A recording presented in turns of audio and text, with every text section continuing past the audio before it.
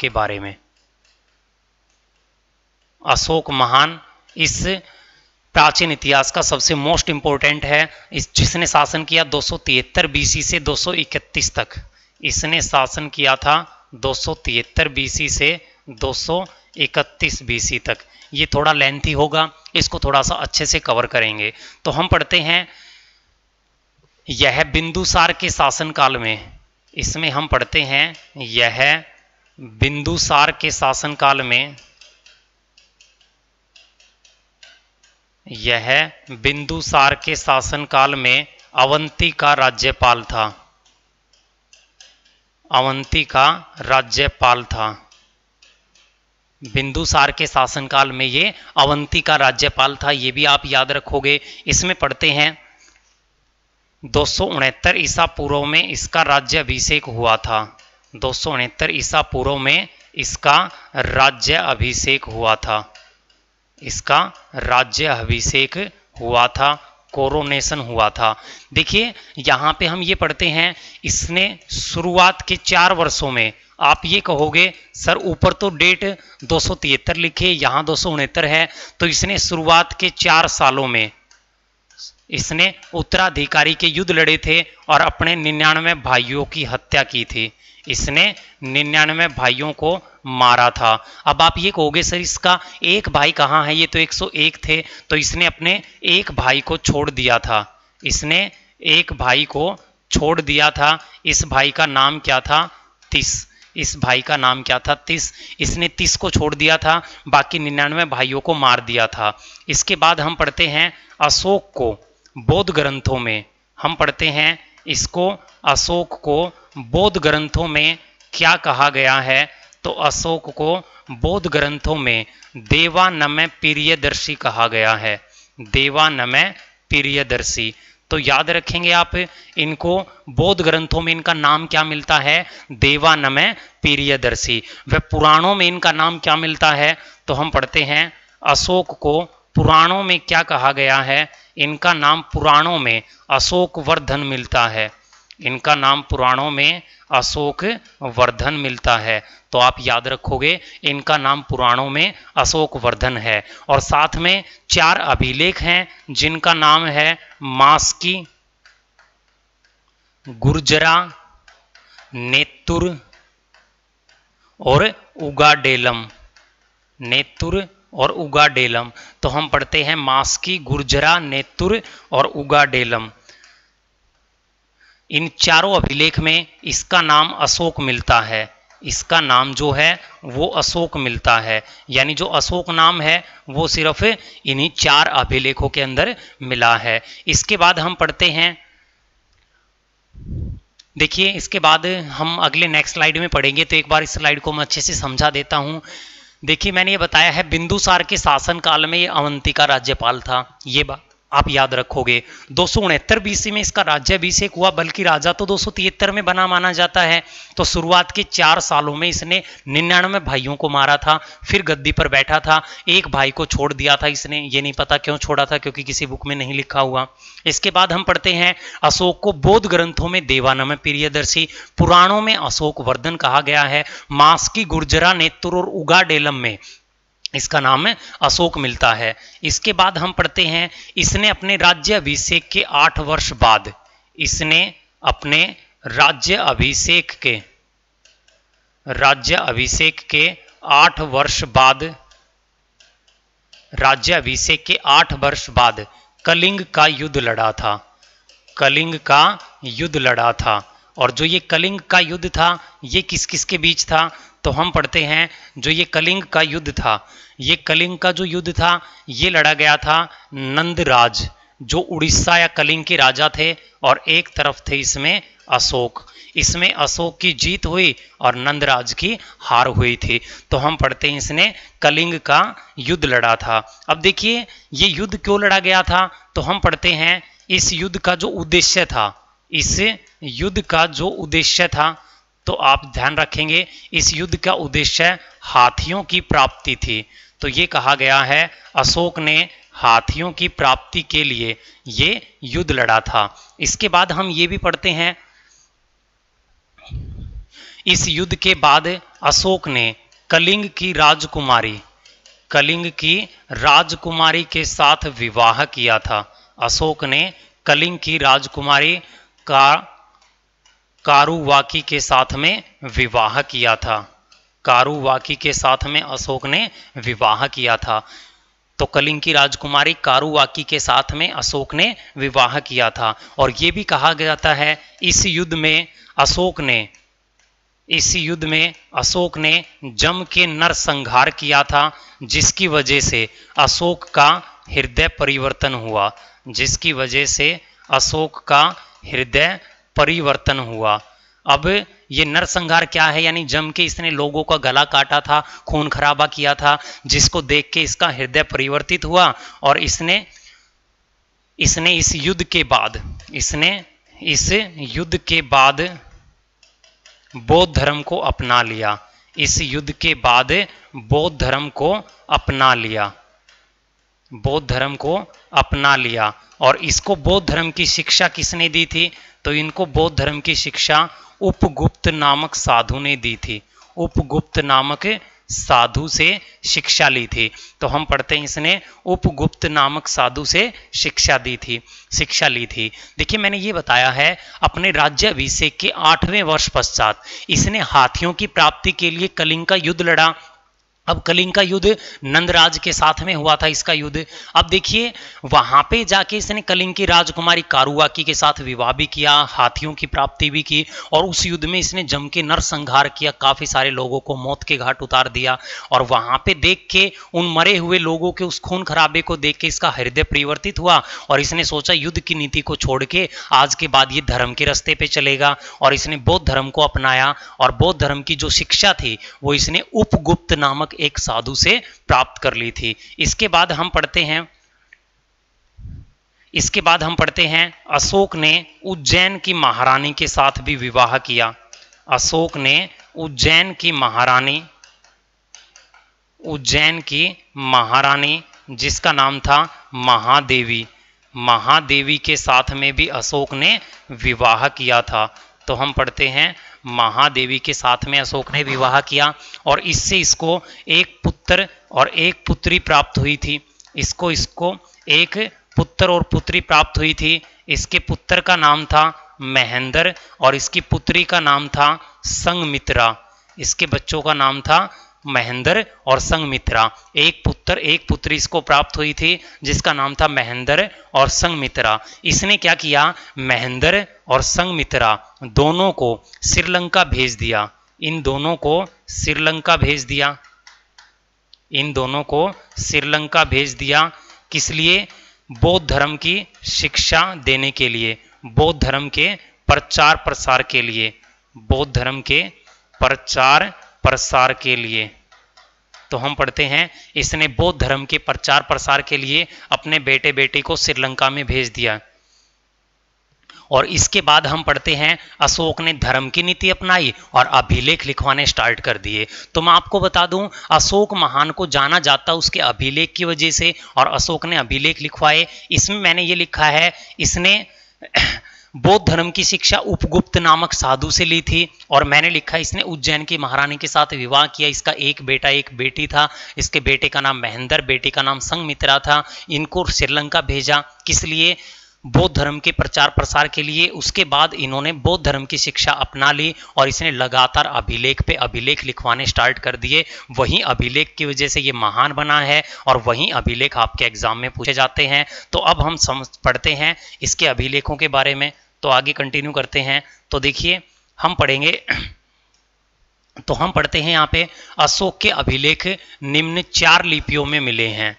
तो हम पढ़ते हैं जो ये अशोक के अभिलेख हैं, अशोक के जो अभिलेख हैं वो 4 लिपियों में मिले हैं। अशोक के जो अभिलेख हैं वो 4 लिपियों में मिले हैं। वो 4 लिपि कौन सी हैं तो वो देख लीजिए। जो ये 4 लिपि हैं वो हैं ग्रीक अरेमाइक, नंबर 1 पे लिखे हैं ग्रीक, नंबर 2 पे अरेमाइक, नंबर 3 पे ख्रोष्टी, नंबर 4 पे ब्राह्मी, नंबर 4 पे ब्राह्मी। तो देखिए ये चार हम पढ़ते हैं लिपि मिली हैं। इन चारों लिपि के कहाँ से मिले हैं? तो ग्रीक और अरेमाइक के जो अभिलेख हैं, ये जो अभिलेख हैं ये कहाँ से मिले हैं? ये जो अभिलेख हैं ये मिले हैं अफगानिस्तान से, ये मिले हैं अफगानिस्तान से। ख्रोष्टी के जो अभिलेख हैं ये मिले हैं कहाँ से? पाकिस्तान से। और ब्राह्मी के जो अभिलेख हैं ये कहाँ से मिले हैं? इंडिया से। तो हम पढ़ते हैं ये अशोक के कुछ अभिलेख हैं जो अलग अलग स्थानों से मिले हैं। इसके बाद आप याद रखोगे अशोक के अभिलेखों की खोज। इसके बाद हम पढ़ते हैं अशोक के अभिलेखों की खोज। अशोक के अभिलेखों की जो खोज है ये खोज कब हुई थी? 1750 ईस्वी में हुई थी। और ये खोज किसने की थी? तो ये की थी पैदरे टी फैनथेलर ने, पैदरे टी फैनथेलर ने। तो याद रखोगे ये खोज की थी पैदरे टी फैनथेलर ने, तो आप याद रखोगे। इसके बाद आपको ये याद रखना है 1837 में, 1837 में पहली बार जेम्स प्रिंसेप ने इन्हें पढ़ा था। जेम्स प्रिंसेप ने इन्हें पढ़ा था, जेम्स प्रिंसेप ने इन्हें पढ़ा था। तो आप ये भी याद रखोगे 1837 में जेम्स प्रिंसेप ने इन्हें पढ़ा था। देखिए मैंने बोर्ड पे सिर्फ इतना ही लिखा है, अशोक के अभिलेख 4 लिपियों में मिले हैं। अब आप ये कहोगे सर अभिलेख क्या होते हैं? तो देखिए उस समय राजा महाराजा क्या करवाते थे, पत्थरों पे, शिलाओं के ऊपर, पत्थरों पे, स्तंभों के ऊपर, दीवारों के ऊपर कुछ लिखवा देते थे, उसी को बोला जाता था अभिलेख। तो अशोक के जो अभिलेख है जिसको इंस्क्रिप्शंस बोला जाता है, ये 4 लिपि यानी 4 अलग अलग लैंग्वेज में मिले थे।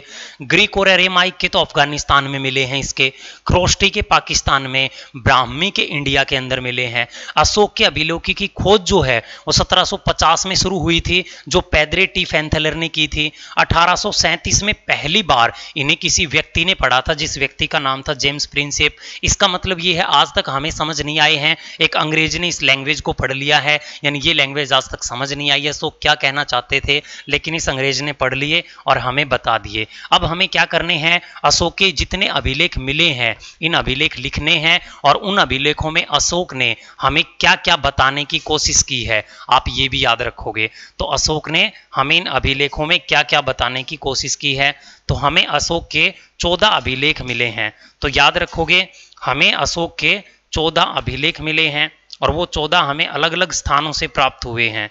तो देखिए हमें अशोक के 14 अभिलेख मिले हैं।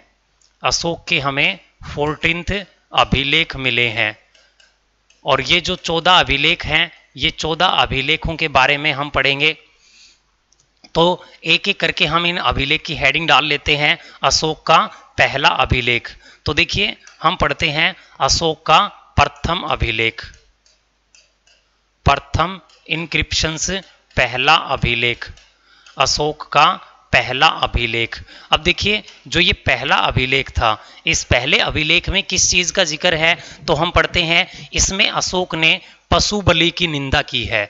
तो हम पढ़ते हैं इसमें अशोक ने पशु बलि की निंदा की है, इसमें अशोक ने पशु बलि की निंदा की, यानी कि इसमें अशोक ने पशुओं को मारना गलत बताया है, पशुओं की बलि देना अशोक ने गलत बताया है। तो याद रखेंगे इसमें अशोक ने पशु बलि की निंदा की है। इसके बाद हम इसे आगे कंटिन्यू करते हैं और हम पढ़ते हैं अशोक का दूसरा शिलालेख। तो हम पढ़ते हैं अशोक का सेकंड अभिलेख, सेकंड इंक्रिप्शंस, दूसरा अभिलेख।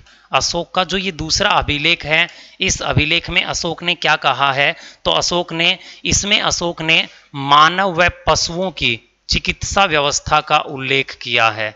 इसमें अशोक ने मानव व पशुओं की चिकित्सा व्यवस्था का उल्लेख किया है, चिकित्सा व्यवस्था के बारे में बताया है, चिकित्सा व्यवस्था का उल्लेख किया है। तो ये भी याद रखोगे। इसके बाद हम पढ़ते हैं तीसरा शिलालेख, अशोक का तीसरा शिलालेख, अशोक का तीसरा अभिलेख। तो ये आप याद रखोगे अशोक का जो तीसरा अभिलेख है, इसमें अशोक ने क्या कहा है, इसमें अशोक ने कहा है, इसमें अशोक ने अपने उच्च अधिकारियों को, इसमें अशोक ने अपने उच्च अधिकारियों को ये शिक्षा दी है कि वो हर 5वें वर्ष, उच्च अधिकारी हर 5वें वर्ष प्रजा के बीच में जाएं, हर 5वें वर्ष प्रजा के बीच में जाएं। तो आप याद रखोगे अशोक ने तीसरे शिलालेख में ये कहा है कि उसके जो उच्च अधिकारी हैं वो हमेशा हर 5वें वर्ष प्रजा के बीच में जाएं। तो देखिए सेकंड अभिलेख में इसने लिखा है मानव और पशुओं की चिकित्सा व्यवस्था के बारे में लिखा है। तीसरे अभिलेख में इसने लिखा है जो ऊंचे अधिकारी होते हैं उन्हें हर 5वें वर्ष प्रजा के बीच में जाना चाहिए। क्यों? प्रजा के सुख दुख के बारे में पता करना चाहिए, प्रजा किस हाल में है। इसके बाद हम लिखते हैं अशोक का चौथा अभिलेख। इसके बाद हम लिखते हैं अशोक का चौथा अभिलेख। अशोक ने अपने चौथे अभिलेख में किस बात का जिक्र किया है वो देखिए। इस अभिलेख में अशोक ने भेरी घोष की जगह, इस अभिलेख में अशोक ने भेरी घोष, ये क्या होता है? ये होता है युद्ध की नीति, ये होता है युद्ध की नीति।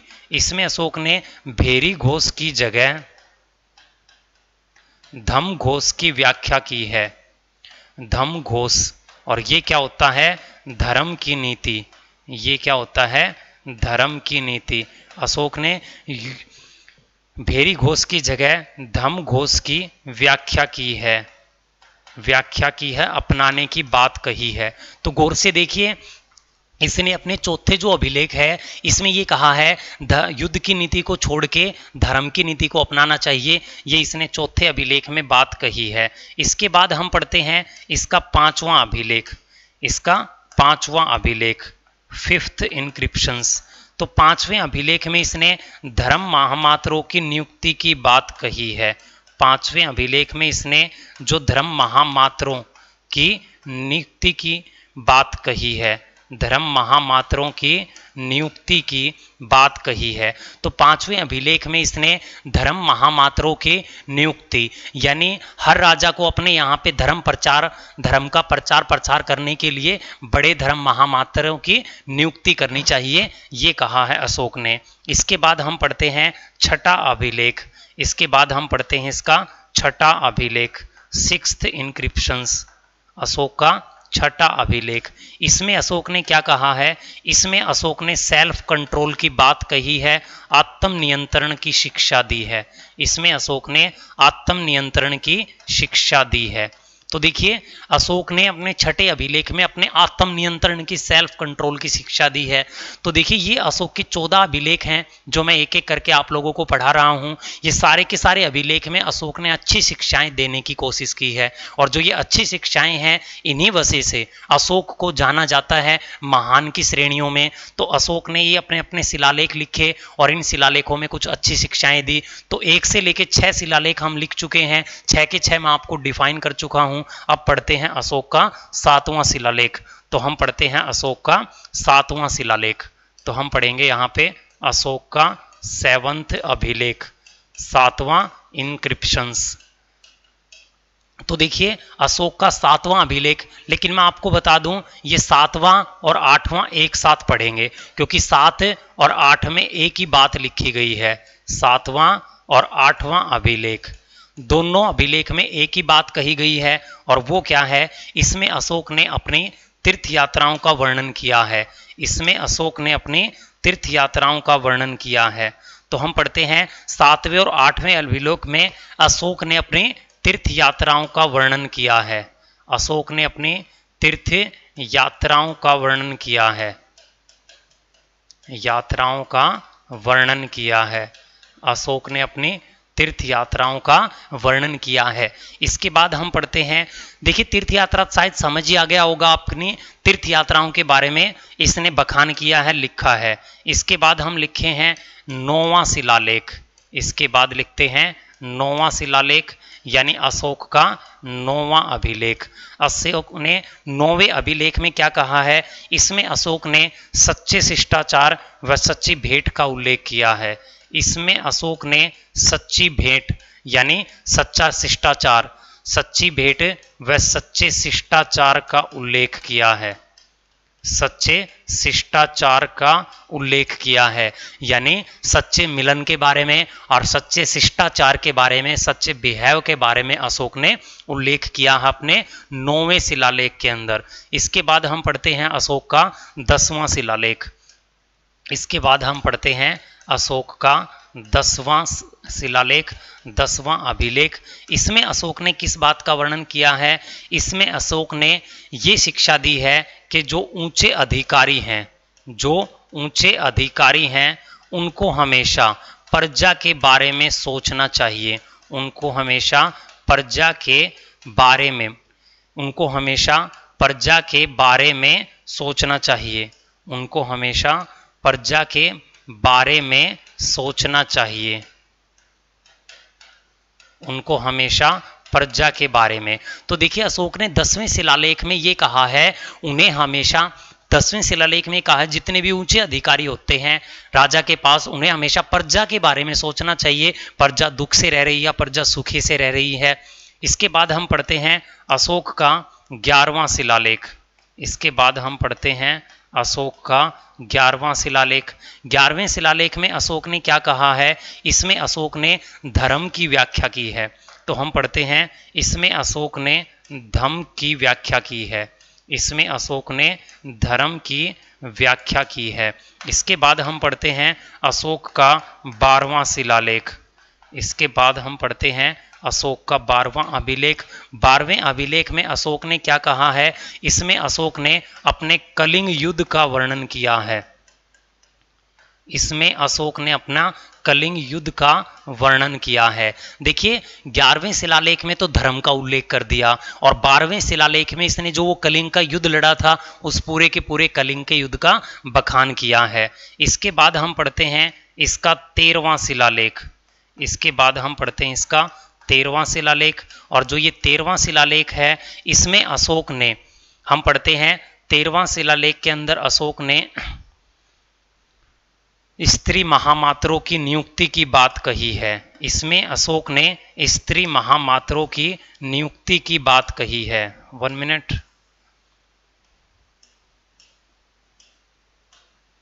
तो हम पढ़ते हैं अशोक ने स्त्री महामात्रों की नियुक्ति की बात कही है।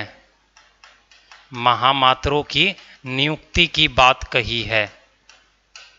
अब देखिए 12वें शिलालेख में कही है, वो गलती से लिखा गया था, तो गौर से देखिए 12वें शिलालेख में अशोक ने स्त्री महामात्र, अशोक ने ये कहा है जो स्त्री हैं, जो लेडीज हैं, जो फीमेल हैं, उनको भी साम्राज्य के अंदर बड़ी पोस्ट देनी चाहिए, उनको भी स्त्री महामात्र बनाना चाहिए, धर्म के प्रचार प्रसार के लिए उनको रखना चाहिए। 13वें शिलालेख में कलिंग युद्ध का वर्णन है। अभी अभी जो कलिंग युद्ध का वर्णन बताया था, ये जो कलिंग युद्ध का वर्णन है ये 13वां शिलालेख के अंदर है। तो हम पढ़ते हैं कलिंग युद्ध का जो वर्णन है वो 13वें शिलालेख के अंदर है, ये याद रखोगे। इसके बाद हम पढ़ते हैं 14th शिलालेख, अशोक का अंतिम शिलालेख, अंतिम अभिलेख। और इसमें अशोक ने क्या कहा है? अपने अंतिम अभिलेख में अशोक ने प्रजा को ये कहा है, अशोक ने प्रजा को धार्मिक जीवन जीने को कहा है। अशोक ने प्रजा को धार्मिक जीवन जीने को कहा है। जीने को कहा है, धार्मिक जीवन जीने को। तो देखिए अपने 14वें अभिलेख में अशोक ने क्या कहा है? प्रजा को धार्मिक जीवन जीने के बारे में राय दी है अशोक ने। तो ये भी आप याद रखोगे, अशोक ने 14th में ये कहा है। इसके बाद हम पढ़ते हैं अशोक के 7 स्तंभ लेख। इसके बाद हम पढ़ेंगे अशोक के 7 स्तंभ लेख। तो देखिए आप हेडिंग डालोगे अशोक के 7 स्तंभ लेख, अशोक के 7 स्तंभ लेख, यानी पिलर इंक्रिप्शंस। अशोक के 7 स्तंभ लेख हैं, 7 पिलर इंक्रिप्शंस हैं, वो भी हमें एक एक करके पढ़ने हैं। तो सबसे पहले हम पढ़ेंगे इलाहाबाद स्तंभ लेख, जिसको प्रयाग स्तंभ लेख बोला जाता है। तो हम पढ़ेंगे अशोक का सबसे पहले इलाहाबाद स्तंभ लेख, इलाहाबाद स्तंभ लेख, जिसको बोला जाता है प्रयाग स्तंभ लेख। इसका एक नाम और है, वो है प्रयाग स्तंभ लेख। इसमें हम क्या पढ़ने वाले हैं, तो देखिए आपको ये सिर्फ इतने याद रखने हैं कि ये हमें कहाँ से प्राप्त हुए हैं। तो इसमें याद रखोगे अकबर ने इसे इलाहाबाद से कौसाम्बी रखवाया था। तो हम पढ़ते हैं जो अकबर है, अकबर ने इसे इलाहाबाद से कौसाम्बी रखवाया, इलाहाबाद से कौसाम्बी रखवाया था। तो हम पढ़ते हैं अकबर ने इसे इलाहाबाद से कौसाम्बी रखवाया था। तो आपको ये याद रखने हैं ये पिलर इंक्रिप्शंस प्रेजेंट में कहाँ पे हैं। इसके बाद हम दूसरा पढ़ते हैं, दूसरा है अंबाला टोपरा स्तंभ लेख। नंबर 2 पे हम पढ़ेंगे अंबाला टोपरा स्तंभ लेख, अंबाला टोपरा स्तंभ लेख, अंबाला टोपरा स्तंभ लेख। ये कहाँ पे है प्रेजेंट में, तो इसमें हम पढ़ते हैं इसे फिरोज शाह तुगलक ने, इसे फिरोज शाह तुगलक ने, पढ़ा चुका हूँ ये मैं आप लोगों को फिरोज शाह तुगलक में, इसे फिरोज शाह तुगलक ने दिल्ली में रखवाया, इसे फिरोज शाह तुगलक ने दिल्ली में रखवाया, दिल्ली में रखवाया, इसे फिरोज शाह तुगलक ने दिल्ली में रखवाया। इसके बाद हम पढ़ते हैं इसका तीसरा स्तंभ लेख। तीसरा जो स्तंभ लेख है वो है मेरठ स्तंभ लेख, मेरठ स्तंभ लेख। और जो ये मेरठ स्तंभ लेख है ये भी आपको पढ़ा चुका हूं, इसे भी फिरोज शाह तुगलक ने, इसे भी फिरोज शाह तुगलक ने दिल्ली में रखवाया, इसे भी फिरोज शाह तुगलक ने दिल्ली में रखवाया, फिरोज शाह तुगलक ने इसे भी दिल्ली में रखवाया। इसके बाद हम पढ़ते हैं नंबर 4 पे, नंबर 4 पे हम पढ़ते हैं रामपुरवा स्तंभ लेख। देखिए मैं एक साथ 3-4 लिख देता हूं क्योंकि सारे एक ही जगह पर हैं। रामपुरवा स्तंभ लेख। नंबर 5 पे हम पढ़ते हैं लोरिया अरेराज स्तंभ लेख, लोरिया अरेराज स्तंभ लेख। इसके बाद है लोरिया नंदनगढ़ स्तंभ लेख, लोरिया नंदनगढ़ स्तंभ लेख। ये तीनों के तीनों कहाँ पे हैं, ये तीनों के तीनों बिहार के चंपारण में है। ये कहाँ पर हैं, बिहार के चंपारण में है। तो याद रखोगे ये तीनों के तीनों बिहार के चंपारण में है। रामपुरवा स्तंभ लेख, इसके बाद लिखा है लोरिया अरेराज स्तंभ लेख, उसके बाद लिखा है लोरिया नंदनगढ़ स्तंभ लेख। और ये तीनों के तीनों कहाँ हैं, बिहार के चंपारण में है। इसके बाद हम पढ़ते हैं नेक्स्ट नंबर 7 पे रुमिनदेई स्तंभ लेख, रुमिनदेई स्तंभ लेख। इसके बाद हम पढ़ते हैं रुमिनदेई स्तंभ लेख। और जो रुमिनदेई स्तंभ लेख है ये कहाँ पे है, तो ये हम पढ़ते हैं ये नेपाल के लुम्बिनी में है, ये नेपाल के लुम्बिनी में है, लुम्बिनी में है। और इसमें अशोक ने क्या कहा है, इसमें अशोक ने कर घटा देने की बात कही है, कर घटा देने की बात कही है। तो हम पढ़ते हैं इसमें अशोक ने कर घटा देने की बात कही है। तो ये अशोक के 7 स्तंभ लेख थे। इसके बाद हम पढ़ते हैं अशोक ने अपने साम्राज्य में, तो इसके बाद हम पढ़ते हैं अशोक ने अपने साम्राज्य में या अशोक ने अपने समय में 2 शहर बसाए थे। तो हम पढ़ते हैं अशोक ने अपने समय में 2 शहर बसाए थे, 2 शहर बसाए थे। वो 2 शहर कौन से थे, तो देखिए अशोक ने नंबर 1 पे बसाया था श्रीनगर, नंबर 1 पे बसाया था श्रीनगर, जो कि कहाँ बसाया था, इंडिया में। और नंबर 2 बसाया था देवपत्तर, और ये देवपत्तर कहाँ बसाया था, नेपाल में। ये देवपत्तर शहर कहाँ बसाया था, नेपाल में। तो ये भी याद रखोगे। इसके बाद में एक चीज़ स्पेसिफिक नोट में लिख देता हूँ, वो देखिए। तो नोट में मैं लिखता हूँ यहाँ पे अशोक के पुत्र ने, कई बार एग्जाम में पूछा जा सकता है ये, अशोक के पुत्र ने, अशोक के पुत्र ने, तो हम पढ़ते हैं अशोक के पुत्र ने, जिसका नाम था दशरथ, जिसका नाम था दशरथ, इसने आजीविकों के लिए, इसने आजीविकों के लिए, आजीविकों के लिए बराबर की पहाड़ियों में, आजीविकों के लिए बराबर की पहाड़ियों में, पहाड़ियों में गुफाओं का दान किया था, गुफाओं का दान किया था, गुफाओं का दान किया था। तो ये देखिए बराबर की पहाड़ियों में गुफाओं का दान किया था। तो ये था आप लोगों का अशोक। एक बार मैं फिर बता देता हूँ, मैंने आप लोगों को 7 स्तंभ लेख बताए हैं, बस ये याद रखना वो 7 स्तंभ लेख कहाँ पे पाए जाते हैं। इसके बाद अशोक ने 2 शहर बसाए थे, इंडिया के अंदर श्रीनगर और नेपाल के अंदर देवपत्तर। नोट में मैंने ये लिखवाया अशोक का एक पोता था जिसका नाम दशरथ था, उसने बराबर की पहाड़ी का मतलब बराबर स्थान का नाम है, बराबर की पहाड़ियों में इसने आजीवक, यानी कि आजीवक का मतलब धर्म का प्रचार प्रसार करने वाले, आजीवक धर्म के प्रचार प्रसारक को उसने वो गुफाएं दान में दी थी रहने के लिए। तो ये था आप लोगों का अशोक। तो अशोक महान मौर्य वंश के साथ आप लोगों का कंप्लीट हो चुका है। इसके बाद हम पढ़ने वाले हैं